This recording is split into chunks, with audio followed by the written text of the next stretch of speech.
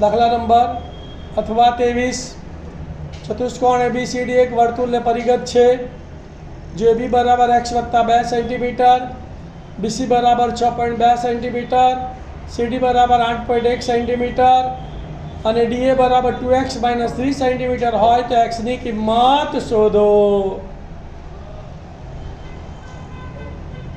ધ્યાન આપો ભાઈ, અહીં ચતુષ્કોણ ABCD એક વર્તુળને પરિગત છે, એટલે વર્તુળ દોર્યું અને ફરતે ચતુષ્કોણ ABCD દોરેલા છે, બરાબર।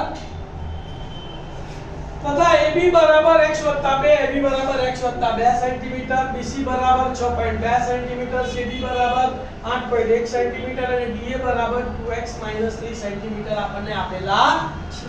હવે આપણને ખબર છે કે વર્તુળને પરિગત ચતુષ્કોણની સામસામેની બાજુઓનો સરવાળો સરખો થાય, તો માટે શું લઈશું?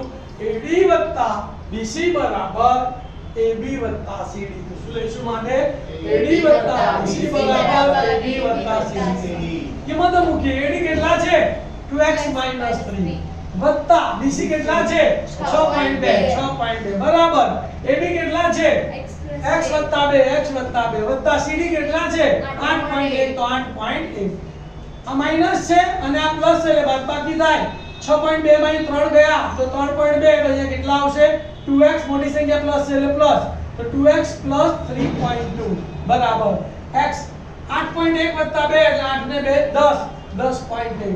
હવે x ડાબી બાજુ સંખ્યા જમણી બાજુ, આ વત્તા x આ બાજુ આવે તો ઓછા, તો અહીંયા શું લખાય? 2x - x 10.1 તો ત્યાંના ત્યાં જ, વત્તા 3.2 સામે જાય તો માઈનસ, તો અહીંયા શું લખાય?